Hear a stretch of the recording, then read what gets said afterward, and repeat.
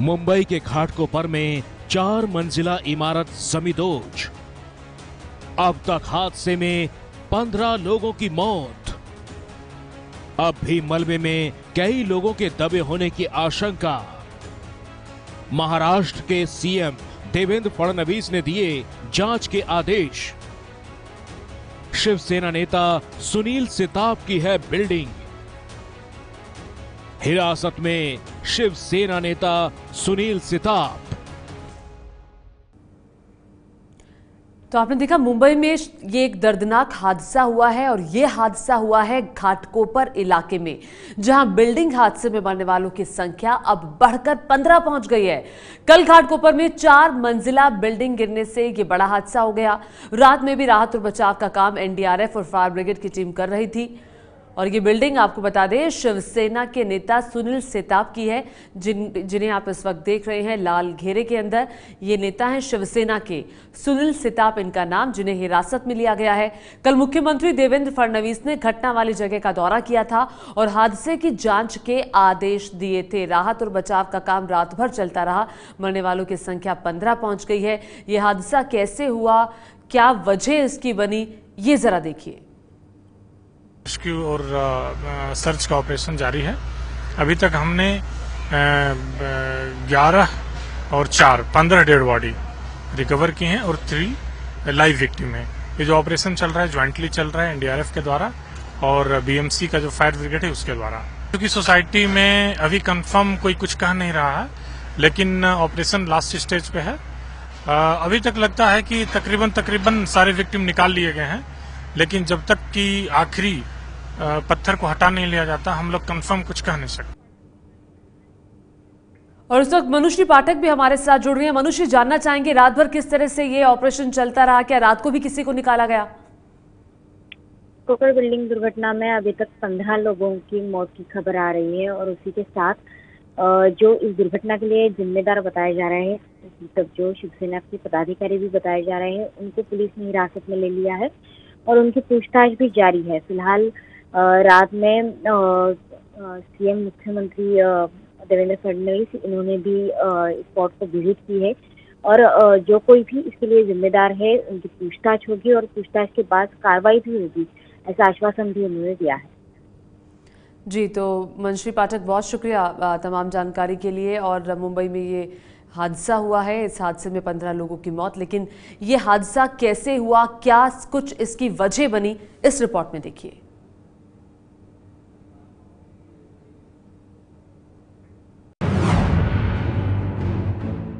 मुंबई के घाटकोपर इलाके की जमींदोज हो चुकी इस 4 मंजिला इमारत का नाम है साईं दर्शन। सुबह करीब 10:30 बजे ये बिल्डिंग जब गिरी तो पूरे इलाके में दहशत का माहौल पैदा हो गया। इस बिल्डिंग के नीचे ही एक नर्सिंग होम भी चल रहा था। इस 4 मंजिला इमारत में कितने लोग दबे थे, इसका किसी को अंदाजा नहीं था। मुंबई के घाटकोपर में हुए इमारत हादसे के कई घंटे बीत जाने के बाद भी राहत और बचाव कार्य तेजी से चल रहा है। घटनास्थल की आप तस्वीरें देखकर अनुमान लगा सकते हैं कि राहत और बचाव कार्य कितनी तेजी से चल रहा है। बीएमसी के कर्मचारी हो, एनडीआरएफ की टीम हो या फिर मुंबई पुलिस हो या फिर स्थानीय लोग हो, लगातार मलबे को हटाकर मलबे के भीतर दबे हुए लोगों की तलाश की जा रही है। हम लोगों ने सोचा कि पेड़ों करे गिरा, लेकिन हम लोग आए थे पूरा बिल्डिंग ढह गई थी, तो हम लोग दौड़ के इस साइड का कुछ दिख नहीं रहा था, तो हम लोग उस साइड गए। पीछे की साइड में तो उधर एक आंटी थी और एक लड़की थी उनकी, जिसने हम लोग अच्छे से निकाल लिया हटा वगैरह सामान वगैरह। फिर एक आंटी और थी, वो उनका डेथ हो गया था।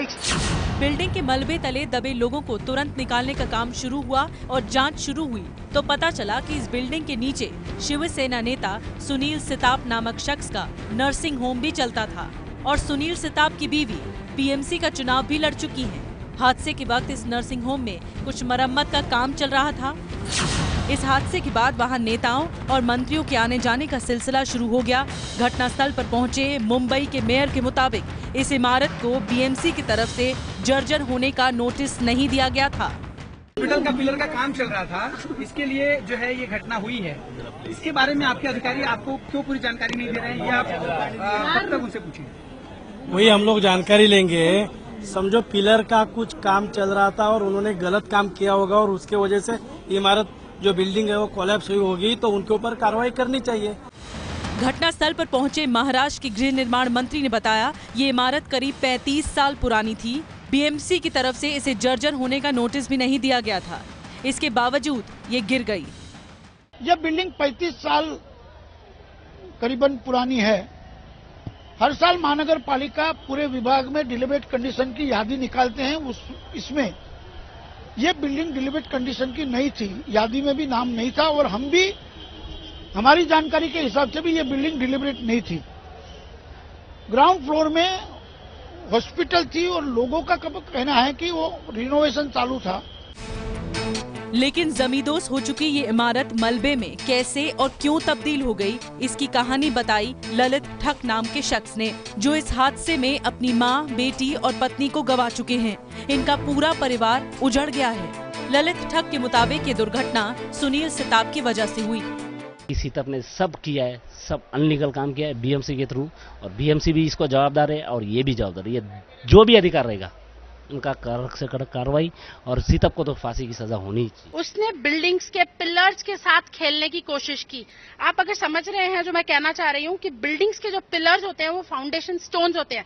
अगर आप फाउंडेशन स्टोन्स के साथ खेलोगे तो पूरी बिल्डिंग आकर सीधे नीचे धुप होगी, और यही आज मेरे साथ हुआ। मेरा बचपन से एक ही घर था, आज वो नहीं रहा, सिर्फ वो एक इंसान के वजह से। ये मैं जरूर बोल सकती हूँ कि हाँ, बिल्डिंग पुरानी हो गई थी, लेकिन ये किसने कहा कि नीचे कंस्ट्रक्शन करना अलाउड है? क्या उसने बीएमसी से परमिशन ली थी? क्या बीएमसी ने उसको परमिशन दी थी? फिलहाल इस जमींदोज हो चुकी इमारत के मलबे को हटाने का काम जारी है और महाराष्ट्र के मुख्यमंत्री ने बीएमसी कमिश्नर को इस मामले की जांच के आदेश भी दे दिए हैं। या प्रकरणामध्ये गुन्हा देखील दाखल झालेला आहे। बीएमसी कमिशनरला मी स्वतः आदेश दिलेले आहेत की त्यांनी तात्काळ याची संपूर्ण चौकशी करावी, 15 दिवसात त्याचा रिपोर्ट त्यांनी सादर करावा। ये है एबीपी न्यूज, आपको रखे आगे।